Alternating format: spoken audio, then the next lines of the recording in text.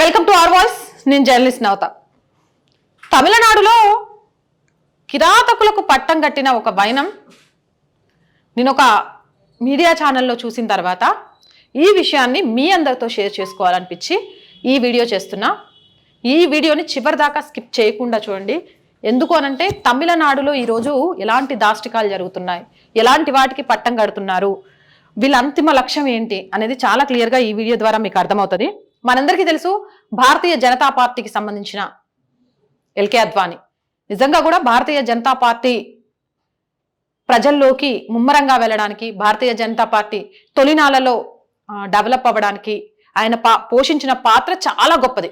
రథయాత్ర గురించి కూడా మనకు తెలుసు. ఎల్కే అద్వానీకి సంబంధించి ఇలాంటి ఎల్కే అద్వానీకి భారతరత్న ప్రకటించింది ఇప్పుడున్న ప్రభుత్వం.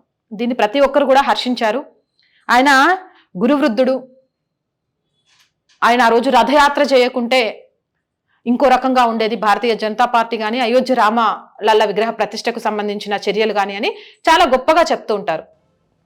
అయితే ఈయన మీద 1998 ఫిబ్రవరి 14వ తారీఖు రోజున ఈయనను చంపడానికి కోయంబత్తూరులో ఒక చక్కటి ప్లాన్ వేశారట. అలాంటి దుర్మార్గులు ఈరోజు తమిళనాడు ప్రభుత్వం వాళ్ళకి పట్టం కట్టింది. అదేంటి అనేది చెప్తా చూడండి. ఎల్కే అద్వానీ ఎన్నికల సభలో పాల్గొనడానికి వస్తున్నాడు అని తెలిసి వేరు చోట్ల 12 చోట్ల బాంబులు పెట్టారట. ఎల్కే అద్వానీని చంపడమే లక్ష్యంగా ఉగ్రవాదులు. వీళ్ళని ఉగ్రవాదులు అందామా, టెర్రరిస్టులు అందామా, లేకపోతే ఇంకంతకంటే నీచులు అందామా? కాకపోతే ఈయన ప్రాణాలను కాపాడింది ఎవరో తెలుసా? ఈనాడు. ఆశ్చర్యంగా ఉంది కదా. నిజంగా కూడా ఆయన అనుకున్న టైంకి ఆ రోజు బయలుదేరి వస్తే ఆ బాంబ్ బ్లాస్ట్లో ఆయన చనిపోయేవారు. కానీ ఆయన బయలుదేరిన టైంకే అక్కడికి ఈనాడు కొంతమంది రిపోర్టర్స్ రావడము, ఆ ఈనాడు వాళ్ళు రిక్వెస్ట్ చేయడంతో వాళ్ళకు ఒక ఇంటర్వ్యూ ఇవ్వడము, ఒక హాఫ్ అన్ అవర్ ఆగడంతో ఆయన లేటుగా బయలుదేరి వచ్చారు. ఆయన ప్రాణాలు కాపాడుకోగలిగాం నిజం చెప్పాలంటే. కానీ ఈ ఈ ఈ సంఘటనలో మొత్తం 56 మందికి పైగా చనిపోతే 200 మందికి పైగా ఈ రోజుకి ఏవైతే గాయాలయ్యాయో ఆ గాయాలతోటి చచ్చిన జీవశవంలా బతుకుతున్నాయి. అంత దుర్మార్గులు వీళ్ళు. అలాంటి 3 దుర్మార్గులకు క్షమాభిక్ష పెట్టి తమిళనాడు గవర్నమెంట్ బయటికి తీసుకొచ్చింది. అసలు చూడండి, భారత ప్రభుత్వం ఎల్కే అద్వానీ గొప్పతనాన్ని తెలియచేస్తూ ఉంటే వీళ్ళు మాత్రం అదే ఎల్కే అద్వానీకి సంబంధించి హత్యాయత్నం చేసిన 3 ఖైదీలకు క్షమాభిక్ష పెట్టిందట. అసలు వీళ్ళకి క్షమాభిక్ష పెట్టడానికి అర్హులేనా? ఈ క్వశ్చన్ని ఖచ్చితంగా మనం రేజ్ చేసి మాట్లాడాల్సిన అవసరం ఉంది. ఏ ప్రాతిపదికన వీళ్ళు దీనికి అర్హులు అనే విషయం అయితే నాకు అర్థం కాలేదు. కానీ మరి మన అక్కడున్న పార్టీ నాయకులకు మాత్రం వీళ్ళకు క్షమాభిక్ష పెట్టడం చాలా గొప్ప విషయం అనిపించిందట. ఎందుకు అనంటే త్వరలోనే ఇక్కడ లోక్సభ ఎన్నికలతో పాటు ఇంకో 1 ఇయర్ తర్వాత 2026లో అసెంబ్లీ ఎన్నికలు కూడా రాబోతున్నాయి. వీళ్ళకి సంబంధించిన ఓట్లు, మైనారిటీ ఓట్లు, ముస్లిం ఓట్ల కోసం ఎంతకైనా దిగజారిందా తమిళనాడు గవర్నమెంట్ అని మాట్లాడుతున్నారు. అయితే ఈ 3 ఖైదీలకు క్షమాభిక్షను పెట్టి వదిలేశారు. డిఎంకే ప్రభుత్వం నీచ రాజకీయాలకు ఇది పరాకాష్ట అని చాలా మంది అంటున్నారు. ఇంకా దీన్ని ముస్లిం ఓటర్లందరికీ తెలియజేయడానికి డిఎంకే ప్రభుత్వం చూడండి అసలే వదిలింది ఒక నరరూప రాక్షసుల్ని, ఒక ఏమంటారు నీచులను. అలాంటి నీచులను సమాజంలో వదలడమే తప్పు అనంటే ఈ నీచులతోటి డిఎంకే గవర్నమెంట్ కి సపోర్ట్ చేసే మీడియా ఛానళ్లతో ఇంటర్వ్యూలు చేయించి ఆ ఇంటర్వ్యూలు ముస్లిం ప్రజలకు చేరేలాగా డిఎంకే ప్రభుత్వం చాలా గొప్పది, మా మీద దయ చూపించింది, మాకు క్షమాభిక్ష పెట్టి వదిలేసింది, మేము బయటికి రావడంలో డిఎంకే ప్రభుత్వం చాలా గొప్ప పని చేసింది అని చెప్పుకుంటారట. కానీ ఈ నీచులు ఎవరు కూడా మేము 12 చోట్ల బాంబులు పెట్టినాం, మేము ఒక ఉగ్రవాదులం, మేము టెర్రరిస్టులం, మనుషులకు బతకడానికి అర్హత లేని వాళ్ళం, ఈరోజు మళ్ళీ సమాజంలోకి వచ్చినాం, ఏం చేయడానికైనా మా ఏమంటారు తృప్తి కోసం ఏం చేయడానికైనా వెనకాడం, మా వల్ల చాలా మంది ప్రాణాలు పోగొట్టుకున్నారు, మా వల్ల ఈ రోజుకి చాలా మంది జీవచవాల్లాగా బతుకుతున్నారు, ఒక నాయకుడిని చంపడానికి ప్లాన్ వేసిన అతి నీచాది నీచులమని మాత్రం చెప్పుకోలేదట. ఎందుకు చెప్పుకుంటారు? ఇక దీన్ని సోషల్ మీడియాలో వ్యాప్తి చేస్తూ ముస్లింలకు అండగా డిఎంకే ప్రభుత్వం జైల్లో ఉన్న 3 ఖైదీలకు క్షమాభిక్ష పెట్టి బయటికి తీసుకొచ్చింది. ఇంతకంటే గొప్ప నాయకుడు ఉంటాడా? స్టాలిన్ జిందాబాద్ అనిపించుకుంటారట. కొంచెమైనా ఇజ్జత్ ఉండాలి. నిజంగా ఎవడైనా ఇంతమంది సావు కారణమైన వాళ్ళు జైలు నుంచి బయటకు వస్తే వీళ్ళకి ఎలా క్షమాభిక్ష పెట్టినరు అని మీడియా ఛానళ్ళు గగ్గోలు పెట్టి వాళ్ళని వెనక్కి పంపించాలి. కానీ గదొదిలేసి వీళ్ళు చాలా గొప్ప వాళ్ళు అయినట్టు ఇలా ఇంటర్వ్యూలు చేస్తారు. ఎలా అనిపించింది జైలు జీవితం? మీకు క్షమాభిక్ష రావడం ఎలా అనిపించింది? వావ్, ఇందులో డిఎంకే ప్రభుత్వం స్టాలిన్ గొప్పతనం చెప్పండి. స్టాలిన్ కి మీ వాళ్ళ ఓట్లన్నీ ఉంటాయా? స్టాలిన్ కి మీరు ఏ విధంగా కృతజ్ఞత తీర్చుకుంటారు? రేపు ఎన్నికల టైంలో అవసరం వస్తే స్టాలిన్ కోసం కూడా ఏదైనా బాంబులు పెడతారా? ఇలాంటి ప్రశ్నలు వేసిండ్రేమో. ఒక్కళ్ళకు కూడా, ఒక్క మీడియా సంస్థకు కూడా ఇది తప్పనిపించలేదా? ఇలాంటి వాళ్ళకు, ఇంతమంది చావుకు కారణమైన వాళ్ళు, 12 చోట్ల బాంబ్ బ్లాస్ట్ చేసిన వాళ్ళు, ఎంతో మంది జీవచ్ఛవంగా మారడానికి, గాయాల పాలవ్వడానికి కారణమయ్యే మానవ మృగాలకు సమాజంలో తిరిగే అర్హత లేదు. వీళ్ళకి క్షమాభిక్షను వెంటనే రద్దు చేయాలి. ఏ ప్రాతిపదికన స్టాలిన్ ప్రభుత్వం వీళ్ళకు క్షమాభిక్ష పెట్టింది అని ప్రశ్నించాలనిపించలేదా? అంత గొప్ప ప్రాంతీయ పార్టీలకు కొమ్ము కాస్తున్న మీడియా ఛానల్స్ ఉన్నాయంటే అర్థం చేసుకోవాలి. డిఎంకే ప్రభుత్వం నీచ రాజకీయాలకు ఇది పరాకాష్ట అని చెప్పుకోవచ్చు. అయితే దీనికి సంబంధించి కొన్ని పార్టీలు, ఏ పార్టీలు అంటే Indian Union Muslim League, SDPI, MIM, MMK party. అంటే ఎంఎంకే పార్టీ అంటే ఇక్కడ మనకి ఎంఐఎం పార్టీ అలాగా ఎంఎంకే పార్టీ, ఈ 3 పార్టీలు కూడా వాళ్ళని రిలీజ్ చేయడంతో హర్షం వ్యక్తం చేసిందట. ఏం సార్, ఈ 3 పార్టీలు మీరు భారతదేశంలో పార్టీలే కదా, భారతదేశంలో ప్రజాస్వామ్యంలో మనుగడ కోసం వచ్చిన పార్టీలే కదా, ఇలాంటి నీచులను విడుదల చేస్తే హర్షం ఎట్లా వ్యక్తం చేసిండ్రు? ఓ, మీ మతం వల్లనా? అంటే ప్రజాస్వామ్యం కంటే, ధర్మం కంటే, న్యాయం కంటే, జరిగిన నీచత్వానికంటే, ఘోరానికంటే కూడా, చేసిన నీచత్వానికంటే, జరిగిన ఘోరానికంటే కూడా మీకు మీ మతం అంటే ఎంత ప్రేమ ఉందనేది తెలుస్తోంది. ఇందులో ఎస్డిపిఐ, దీన్ని గుర్తుపెట్టుకోండి. ఈ ఎస్డిపిఐ అనేది పేరుకు ప్రజాస్వామ్య ఒక రాజకీయ పార్టీ కాబట్టి దీన్ని ఎవ్వరూ కూడా తీసేయలేదు. కానీ నిజం చెప్పాలంటే ఈ ఎస్డిపిఐ అనేది, దీని వెనకుంది పిఎఫ్ఐ అనేది ఒక అనుమానం కూడా ఉంది. చాలా మంది పిఎఫ్ఐకి పనిచేసే సభ్యులు ఈ ఎస్డిపిఐలో ఉంటారు అంటూ కూడా తమిళనాడు లోకల్ మాట్లాడుకుంటారట. ఈ వీడియో చూస్తున్న తమిళనాడుకి సంబంధించిన వాళ్ళు ఎవరైనా ఉంటే కింద కామెంట్ సెక్షన్ లో తెలియజేయండి, అది నిజమా కాదా అనేది. ఎస్డిపిఐలో పిఎఫ్ఐ వాళ్ళు వర్క్ చేస్తున్నారని, పిఎఫ్ఐని అయితే నిషేధించారు కానీ ఇది ఎస్డిపిఐ అనేది రాజకీయ పార్టీ కాబట్టి దీన్ని నిషేధించలేకపోయిందట గవర్నమెంట్. ఇక అంతేకాదు,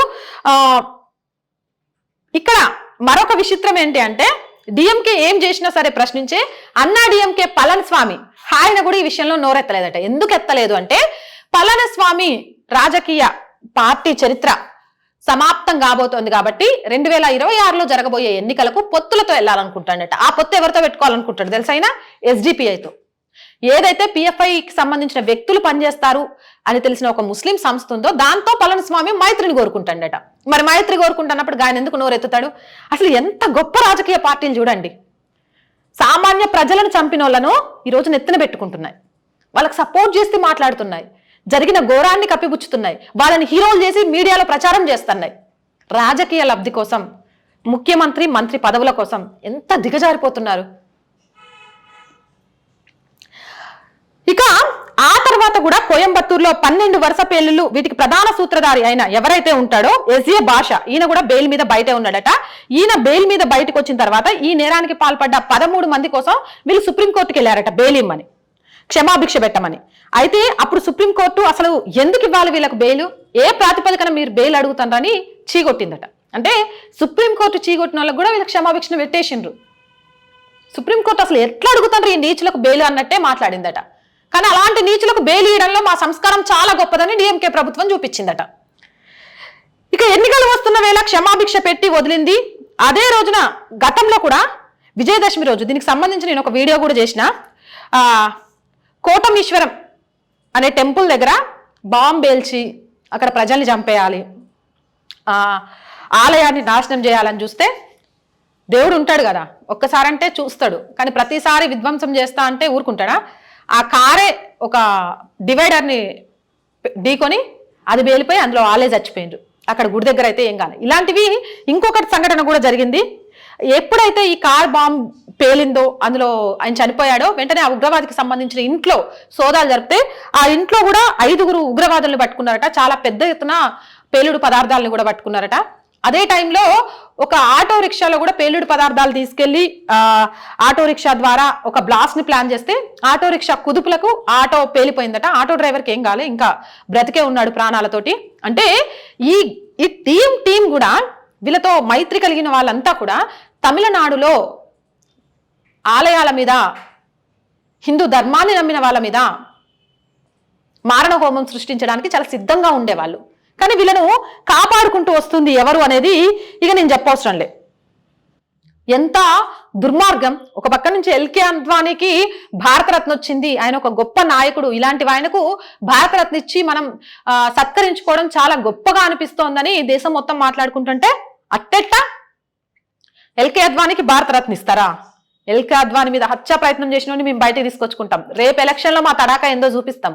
1-2 సార్లు బాంబ్ బ్లాస్ట్లు అంటే ఇక ఏదో కర్మగాలు అవే పేలిపోయినాయి కానీ ఊరుకుంటామా అన్నట్టు అక్కడ డిఎంకే ప్రభుత్వం వ్యవహరిస్తోందట. కానీ ప్రజలు అప్రమత్తంగా ఉండండి. ఇలాంటి నీచులు సమాజంలో తిరిగారు అని అంటే ఈ నీచుల మైత్రితోటి మీ పిల్లల భవిష్యత్తు కూడా అంధకారంగా మారుతుంది. అక్కడ ఉన్న ముస్లిం సోదరులు సోదరీమణులు కూడా చాలా క్లియర్ గా ఆలోచించాలి. ఇలాంటి నీచులు ఒక గతంలో ఒకటి చెప్పేవాళ్ళు, టెర్రరిస్టులంతా ముస్లిమ్స్ అంతా టెర్రరిస్టులు కాదు కానీ టెర్రరిస్టులంతా ముస్లింలే. టెర్రరిస్ట్ అవ్వాలి అని అంటే మతం మార్చైనా ఆ మతంలోకి పోయి అవ్వాలి. దానివల్ల నిజంగా భారతదేశంలో ఉన్న ముస్లిమ్స్ కు కూడా ఎవరైతే రామ్లల్లా విగ్రహ ప్రతిష్ఠ రోజు వచ్చి మాకు ఇక్కడ ఏం లేదు, మేము భారతదేశంలో అందరం కలిసి ఉండాలనుకుంటున్నాం, చిచ్చు పెడుతున్నారని మాట్లాడారో అలాంటి వాళ్ళకు కూడా చెడ్డ పేరు వస్తుంది. ఇలాంటి వాళ్ళను సమాజంలో నుంచి ఏర్పడేయాలి, సమాజంలో నుంచి నెట్టిపడేయాలి. ఇలాంటి వాళ్ళని ఎలా రిలీజ్ చేశారు అంటూ డిఎంకే గవర్నమెంట్ మీద గొంతెత్తి అరవాలి. వీళ్ళకి చిప్పకూడు పెట్టి జైల్లో కూర్చోబెట్టి క్షమాపీక్ష పెట్టి బయటికి పంపిస్తే కాదు, ఇలా ఇంతమంది చావుకు కారణమైన వాళ్ళను నడి రోడ్డు మీద ఉరిదీయాలి. అప్పుడే దేశంలో విధ్వంసాలు సృష్టించాలంటే భయపడతారు. యోగి లాంటి వాళ్ళు, లేకపోతే అమిత్ షా లాంటి వాళ్ళు, జయశంకర్ లాంటి వాళ్ళు ఇలాంటి ఉగ్రమూకలకు ఎక్కడికక్కడ చెక్ పెట్టి ప్రాణాలైనా తీసి భారతదేశాన్ని కాపాడుకుంటామంటుంటే ఇలా తమిళనాడు డిఎంకే ప్రభుత్వాలు లాంటి వాళ్ళు మా ఓటు బ్యాంకు రాజకీయం కోసం వాళ్ళని పెంచి పోషిస్తామంటున్నారు. ఇప్పుడు చాలా క్లియర్ గా తేడాలు అనేది ప్రజలే గమనించాలి. ఏ ఓటు కోసం అయితే మీ భవిష్యత్తును, మీ పిల్లల భవిష్యత్తును కూడా బందీఖానా చేసి భయభ్రాంతులకు గురి చేయాలి అని ఆలోచిస్తున్నాయో వాళ్ళకు చెక్ పెట్టగలిగేది ఓటు అనే అస్త్రం మాత్రమే. గుర్తుపెట్టుకోండి, ఓటేసే ముందు ఈ రోజు రేపు మీ భవిష్యత్తు ఏంటి అని ఆలోచించి ఓటేయండి. ఇలాంటి దుర్మార్గులకు సంబంధించి ఏ మీడియా ఛానళ్ళు ఇంటర్వ్యూలు చేసినాయో వాళ్ళందరూ ఒకసారి ఆత్మవిమర్శన చేసుకోండి. వీళ్ళేమన్నా గొప్ప వాళ్ళ, దేశం కోసం ఏమైనా చేసిన వాళ్ళ, దేశం కోసం ఏమైనా సాధించిన వాళ్ళ? ఎక్కడో బార్డర్లో దేశం కోసం యుద్ధం చేసి చనిపోయిన వాళ్ళు ఉన్నారు. వాళ్ళ కుటుంబాల దగ్గరికి వెళ్ళండి, వాళ్ళు ఈ రోజు పరిస్థితి ఏంది అనేది తెలియజేయండి. దేశంలో సంస్కరణలు తీసుకురావడం కోసం పరితపిస్తున్న ఎంతో మంది యువత ఉంది, వాళ్ళ దగ్గరికి వెళ్ళండి, వాళ్ళ ఇంటర్వ్యూలను ప్రసారం చేయండి. కానీ ఇంతమంది సావుకు కారణమై 12 చోట్ల బ్లాస్ట్ పెట్టిన వాళ్ళు ఇంటర్వ్యూలు తీసుకుంటున్నారంటే టీఆర్పీ రేటింగ్ల కోసం ఏ గడ్డి తినడానికైనా కాడరా అని ఈరోజు చాలా మంది ప్రజలు అడుగుతున్నారు. 4th ఎస్టేట్ గా చెప్పుకునే మీడియా అమ్ముడు పోకండి. కలం కూడా అమ్ముడు పోయిందంటే నిజాన్ని చెప్పేవాడు అసలు ప్రజలకు కరువైపోతాడు అని ఒక మహాకవి చెప్పిండు. ఆ మాటలు వాస్తవం అనేలాగా చేయకండి. సో ఈ వీడియోపై మీ అభిప్రాయం ఏంటి అనేది కింద కామెంట్ సెక్షన్లో తెలియజేయండి. ఇలాంటి మోర్ వీడియోస్ కోసం మన ఛానల్ వెంటనే సబ్స్క్రైబ్ చేయండి. ఈ వీడియో నచ్చిందా లైక్ చేయండి, షేర్ చేయండి. అండ్ మీ సపోర్ట్ అనేది మన ఛానల్కి చాలా అవసరం అనేది విషయం గుర్తుపెట్టుకోండి. కింద సబ్స్క్రిప్షన్ బటన్ పక్కనే జాయిన్ అనే ఒక బటన్ కనిపిస్తుంది. 1 to 5 లెవెల్స్ ఉన్నాయి. మీకు తోచిన సాయాన్ని ఏదో ఒక లెవెల్లో జాయిన్ అయి చేయండి. అండ్ స్క్రీన్ మీద అకౌంట్ డీటెయిల్స్తో పాటు ఫోన్పే, గూగుల్ పే నెంబర్స్ కూడా ఉన్నాయి. మీరు చేసే ప్రతి రూపాయి కూడా ప్రామిస్ ఛానల్ డెవలప్మెంట్ కోసమే వాడతాం. ఇంకా మంచి మంచి విషయాల్ని, జాతీయవాదాన్ని ప్రజల్లోకి తీసుకెళ్ళడానికి ప్రయత్నం చేస్తాం. ఒక ఆడపిల్లగా నేనేసిన అడుక్కు మీ అందరి సహాయ సహకారాలు అందిస్తారని ఆశిస్తున్నాను. And most important subscription. మన ఛానల్కి ఎంత సబ్స్క్రైబర్ పెరిగితే అంత మన ఛానల్ని మనం కాపాడుకున్న వాళ్ళం అవుతాం. ఇది నాది కాదు, మనది. ఇందులో వచ్చే ప్రతి మాట కూడా నాది కాదు, మీది. మీ గొంతుకను నా గొంతుక ద్వారా ప్రపంచానికి వినిపించాలి అనేదే నా తపన. నా తపనకు మీ తోడు ఎప్పుడూ ఉంటుందని కోరుకుంటున్నాను. Stay with us.